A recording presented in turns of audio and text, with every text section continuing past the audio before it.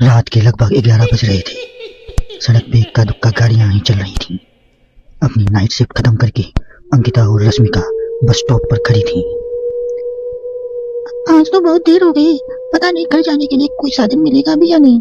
अगर कोई साधन नहीं मिला तो रात के इसी बस स्टॉप पे ही ना बितानी पड़े। अपनी कानी जुबान बंद कर, जब देखो तो बस उल्टी सीधी बातें करती रहती है। अरे कुछ देर रुक जाना, कुछ ना कुछ तो मिल ही जाएगा। लेकिन काफी देर इंतजार करने के बाद भी उन्हें कोई बस नहीं मिलती।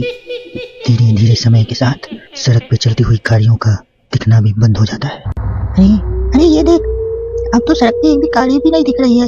दूर दूर तक गाड़ी और किसी भी इंसान का कोई भी नामो निशान नहीं है। एक काम करते हैं, वापस अपने ऑफिस चलते हैं। हम आज रात वहीं गुजार लेंगे। तुझे अच्छी तरह पता है, रात में 10 बजे के बाद चौकीदार ऑफिस के मेन गेट पे ताला लगाकर अपने घर चला जाता है। ऑफिस जाने के कोई फायदे नहीं है। इस सुनसान सड़क को देखकर मुझे बहुत घबराहट हो रही है। एक काम करना, उसी चौकीदार के घर चलते हैं। वो भी तो परिवार वाला है ना। हम बेफिक्र होकर आज रात उसी के घर पे रुक सकते हैं। अरे पागल, चौकीदार 10 बाय 10 की झुग्गी में रहता है और उसके 4 बच्चे भी हैं।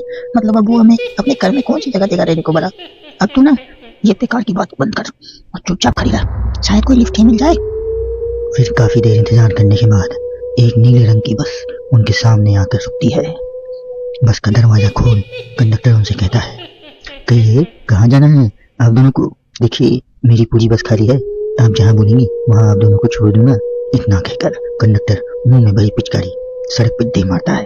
अंकिता, लोगों का कहना है कि कुछ महीने पहले इसी तरह अंधेरी रात में एक नीली बस के अंदर कुछ बदमाशों ने एक जवान लड़की की हत्या कर दी थी। इस बस का रंग भी नीला है, कहीं ये वही बस तो नहीं है?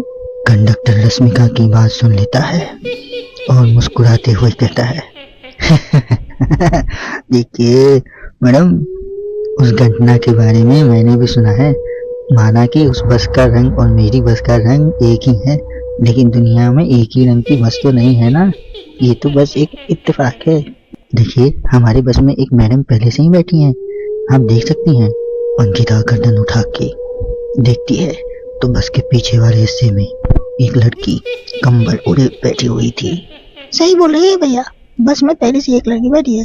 चलो हम भी बैठ जाते हैं, वैसे भी बहुत देर हो गई है।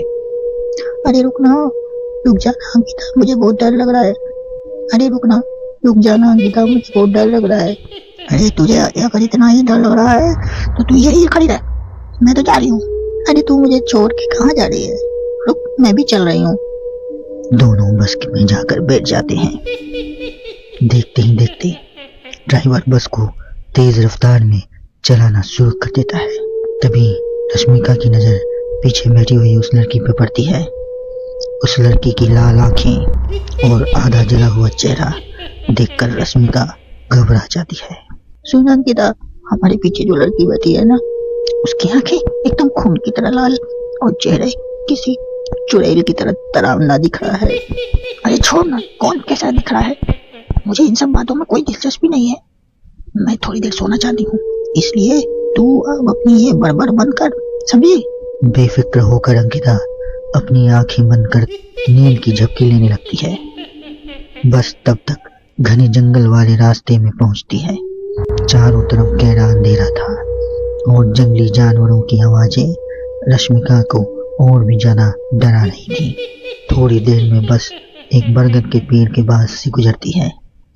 तभी अचानक पेड़ पर बैठी एक बिल्ली कूदकर खिड़की के रास्ते रश्मिका की गोद में आ गिरती है।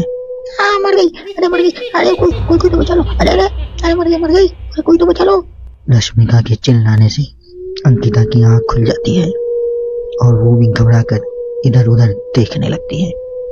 तभी पीछे वाली सीट पर बैठी लड़की उठकर रश्मिका के पास आती है और बिना कुछ कहे उस बिल्ली को रश्मिका के गोद से उठाकर उसे सहलाते हुए अपने गोद में ले लेती है और वापस अपने सीट पे जाकर बैठ जाती है। अरे रश्मिका, तुम तो बहुत ही ज्यादा डरपोक है, जरा जरा सी बात पे डर जाती है। मैं कल से अकेले ही सफर करूंगी। अरे मैं क्या करूं, वो बिल्ली अचानक मेरे गोद में आ गिरी। अपनी बकवास बंद कर और मुझे चैन से सोने दे, समझी? इस तरह रश्मिका को डांट कर अंकिता फिर से नींद की झपकी लेने लगती है। तभी अचानक एक झटके से ब्रेक लगाकर ड्राइवर बस को रोक देता है। रश्मिका खिड़की के बाहर झांक कर देखती है तो उसे सड़क के किनारे एक काला आदमी खड़ा दिखाई देता है।